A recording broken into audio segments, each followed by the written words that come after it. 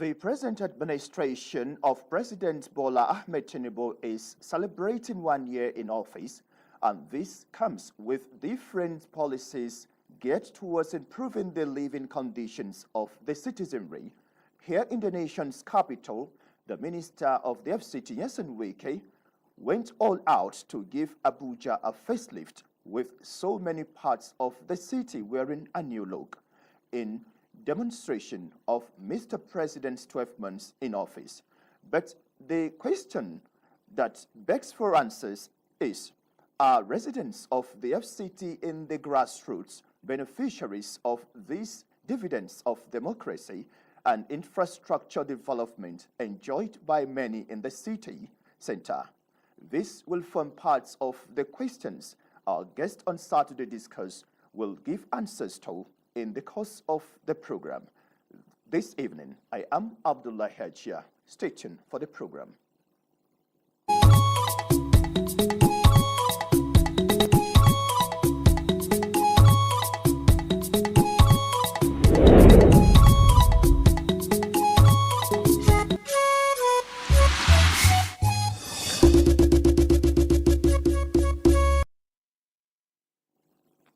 Thank you for staying tuned. Now let's begin with labor matters.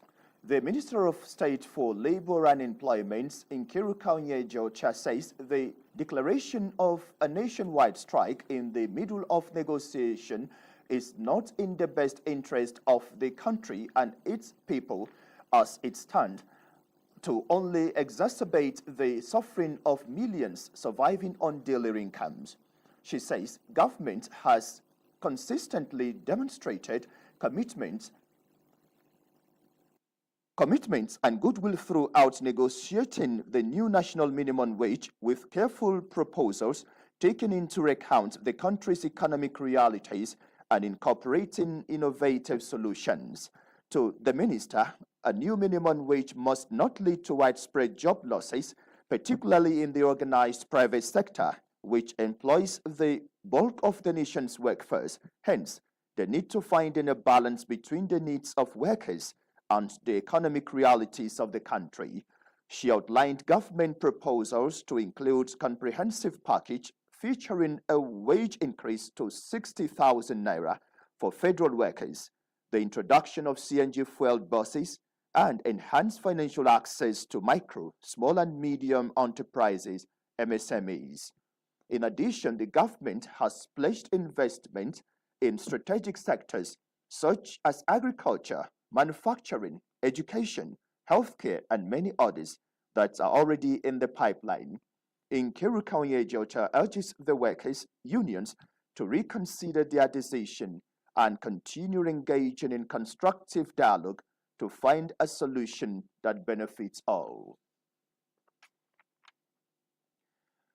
Moving on, in a cross-review of security of the Federal Capital Territory in the last 1 year, the kidnapping of 96 and killing of 5 in January 2024 by suspected bandit terrorizing Buari Area Council drew concern among residents and security watchers.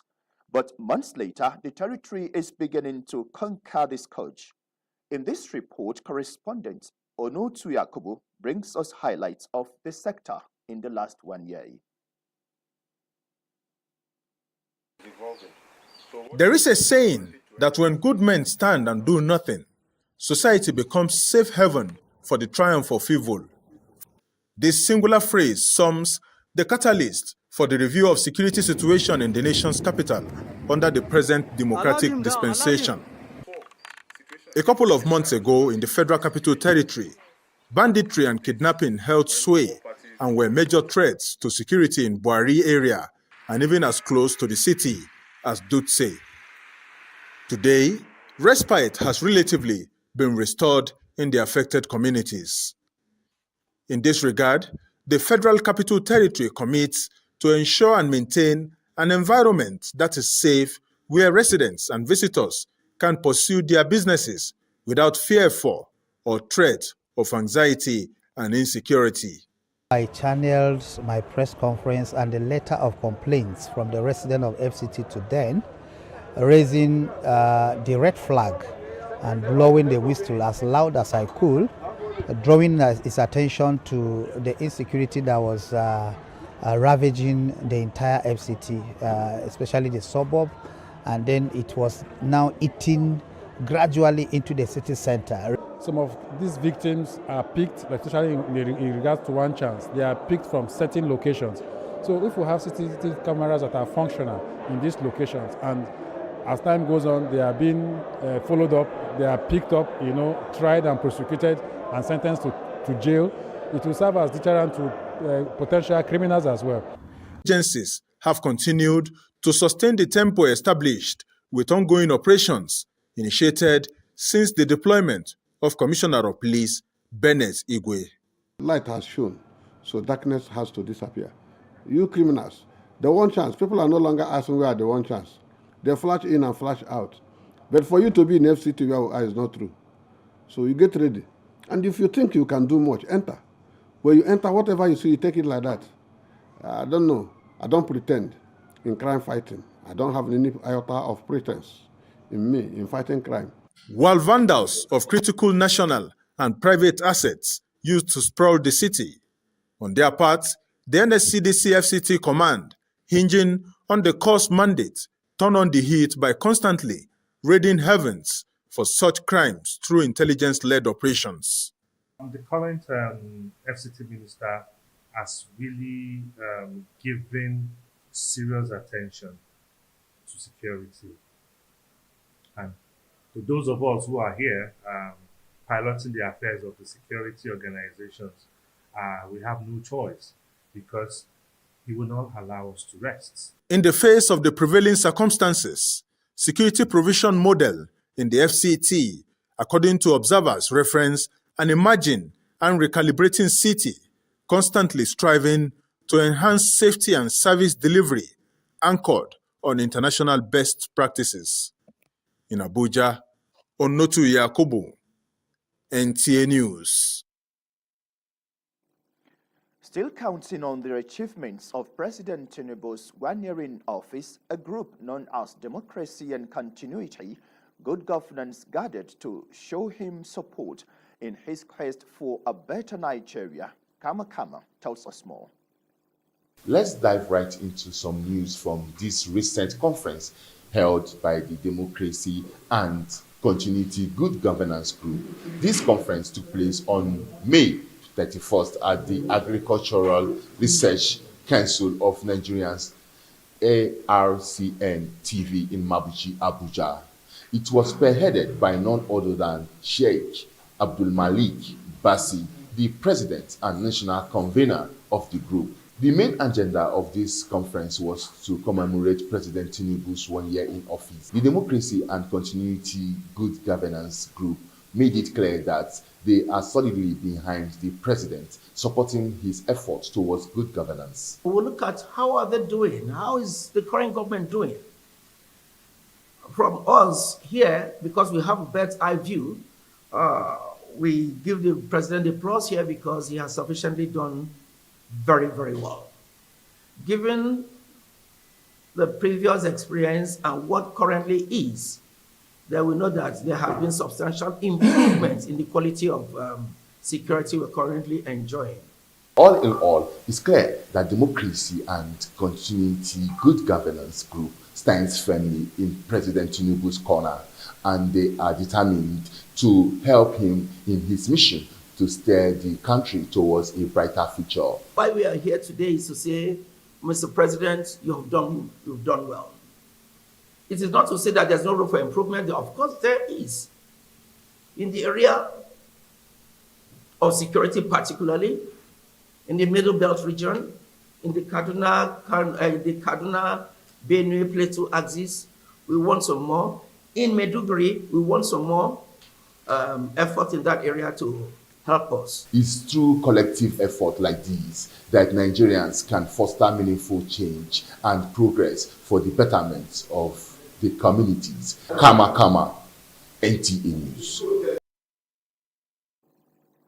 Not done with you yet, Kama.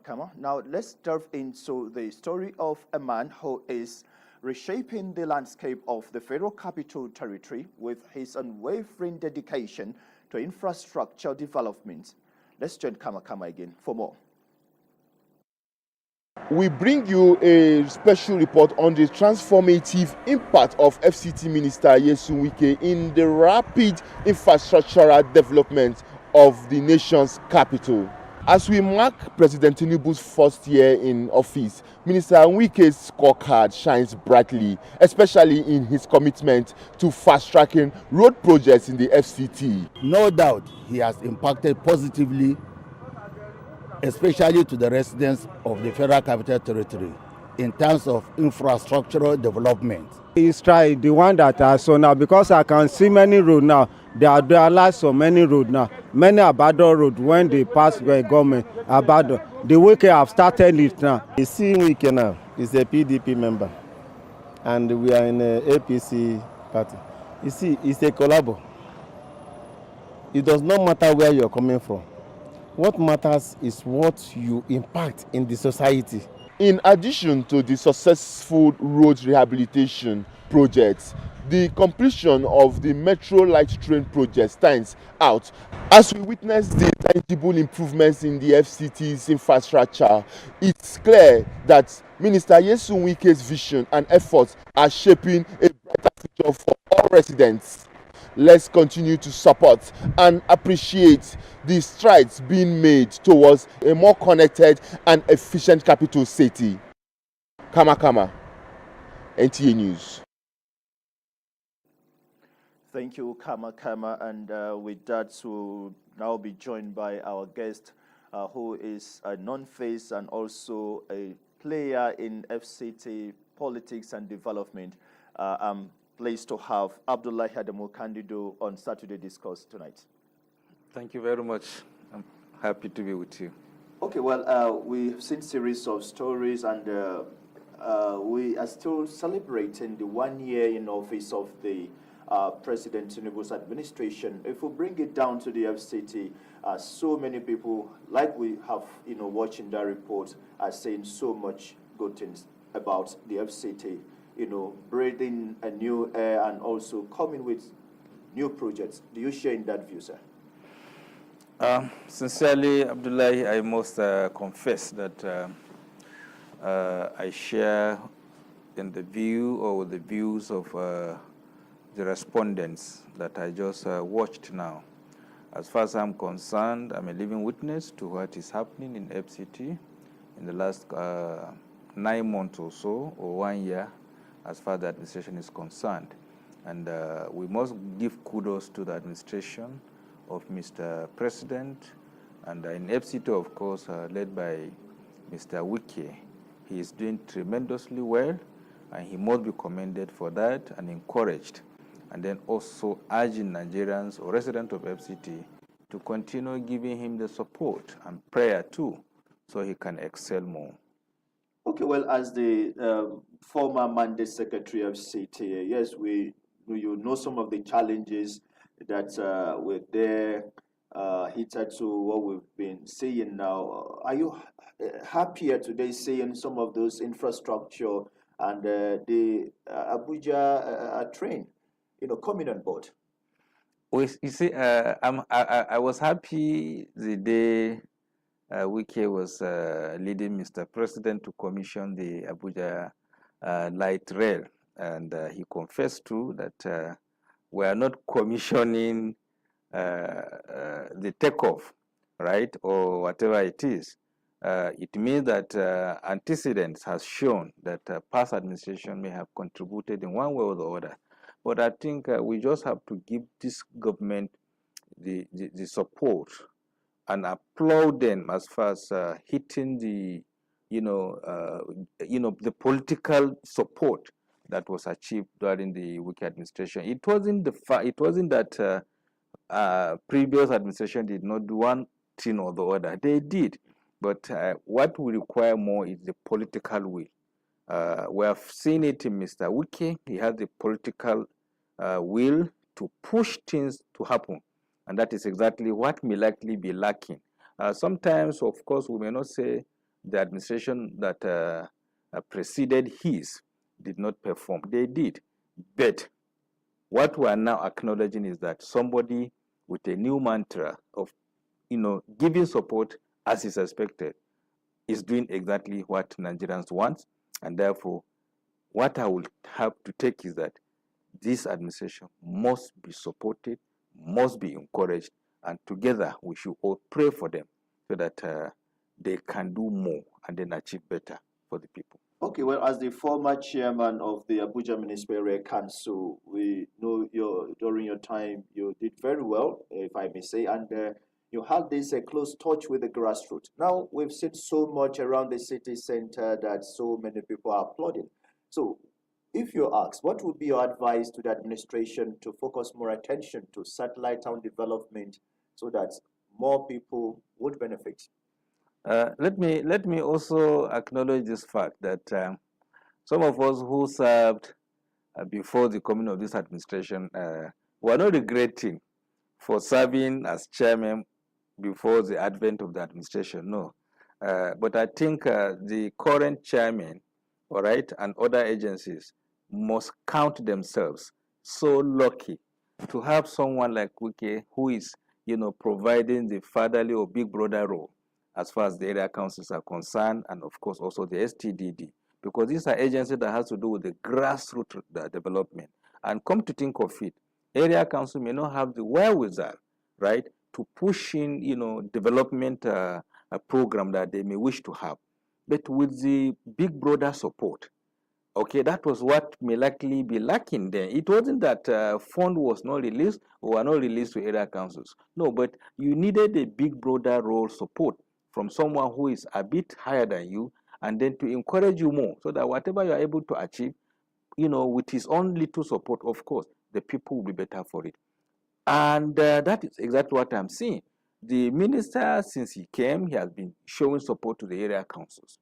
He's giving them their fund as it's expected of them. And then he's also going around to this, area council to say, let me support you in this area, let me support you in that area.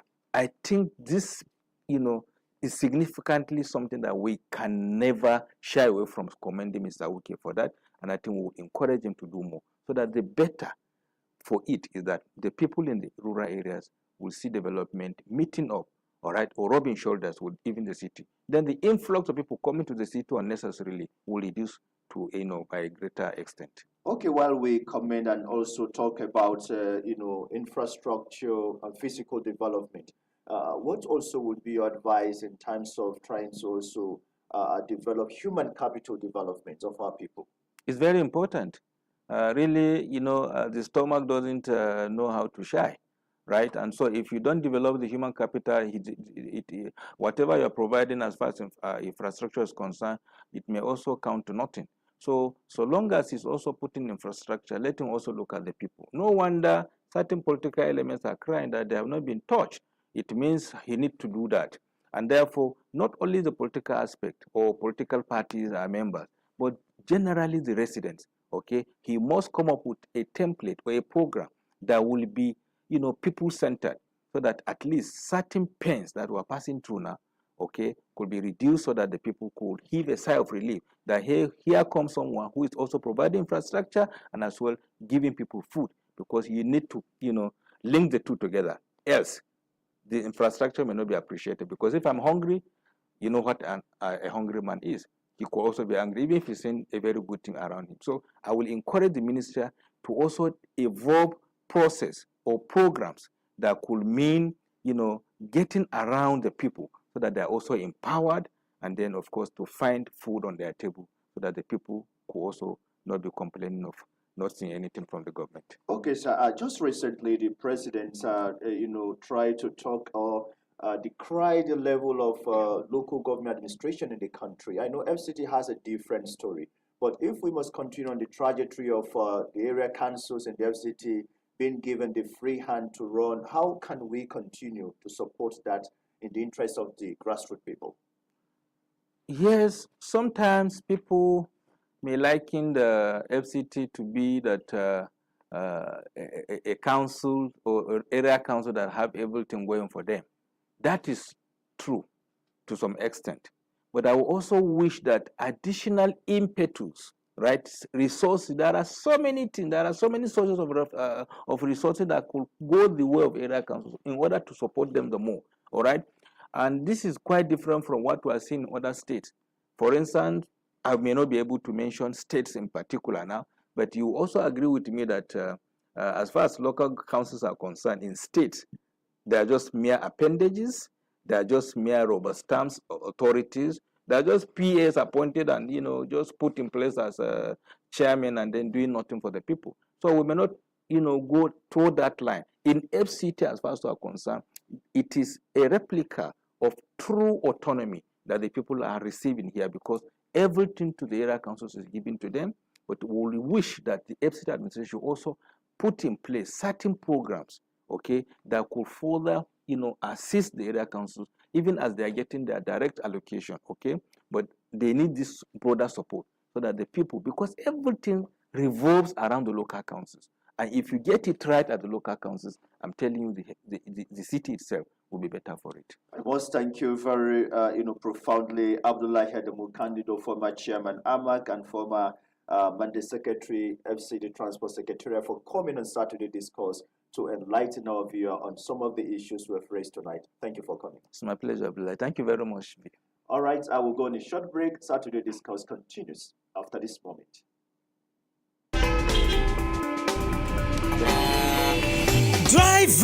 Drive jeje sake of say life no get photocopy o. Drive jeje na the ogbonge road safety program wey dey show for NTA Channel 5 Abuja to teach country people on how to drive jejely for road. Country people, make una join the only driver wey dey drive for television, Odiriogboru Arutere, for Drive Jeje every Friday 11:30 a.m. for NTA Channel 5 Abuja.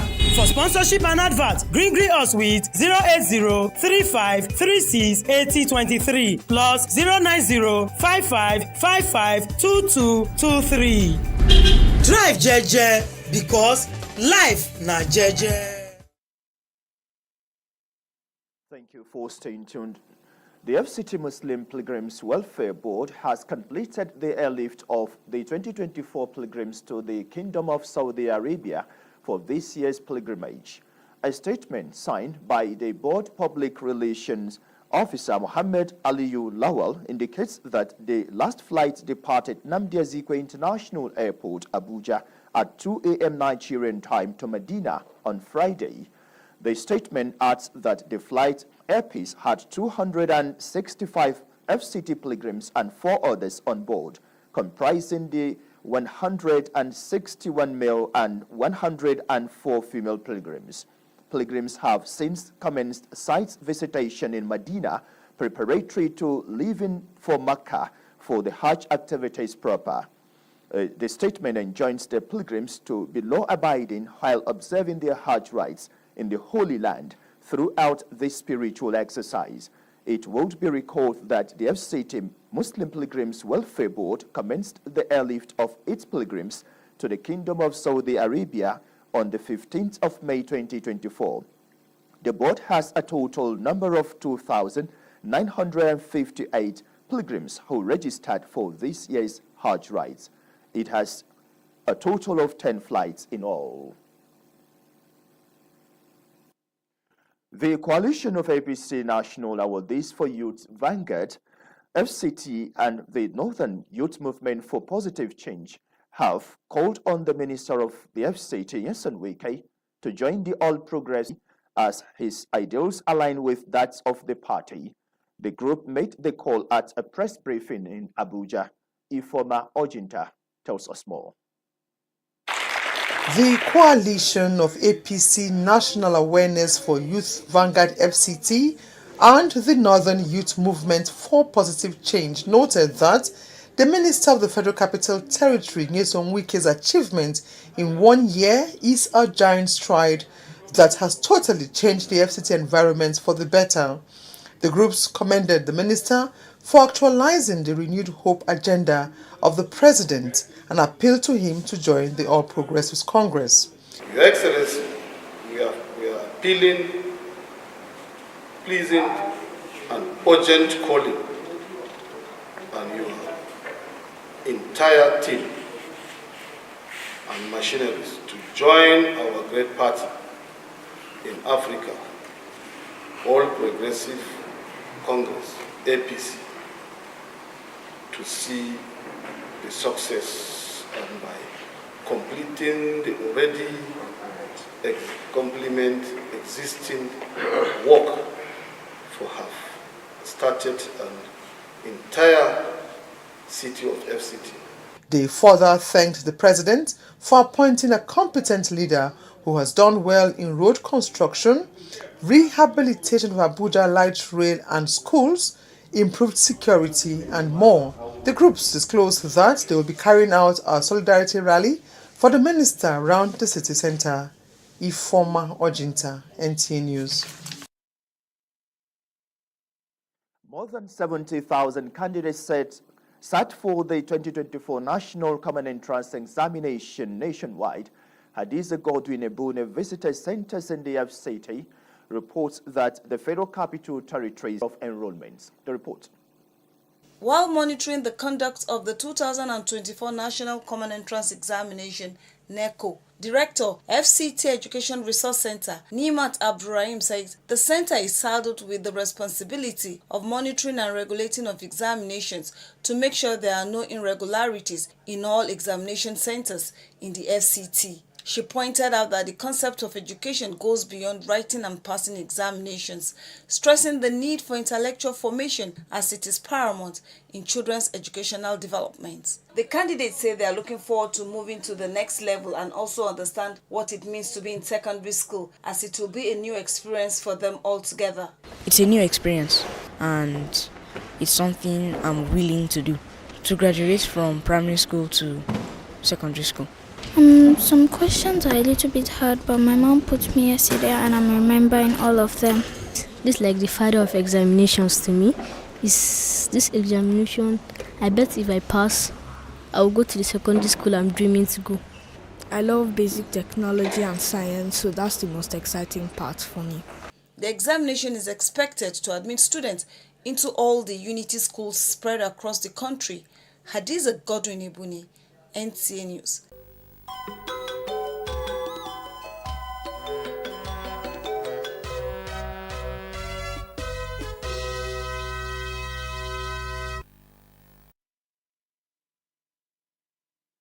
Up next is Sports Brief.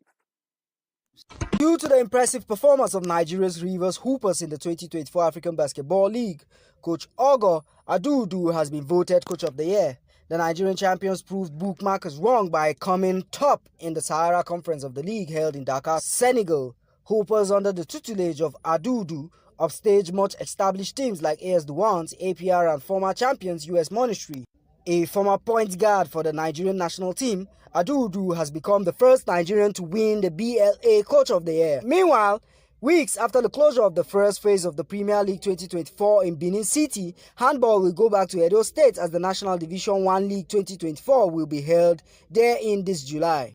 For the National Division 1 League, which is proudly sponsored by the Edo State government and the Handball Federation Nigeria, will be held from the 14th to 20th of July 2024 in Benin City, according to a statement released by the HFN Secretary General Mohammed Almu Umar Lambu. The second phase of the Premier League will be held in Lagos in October 2024. With Sports Brief, Wayne Dogo, NT.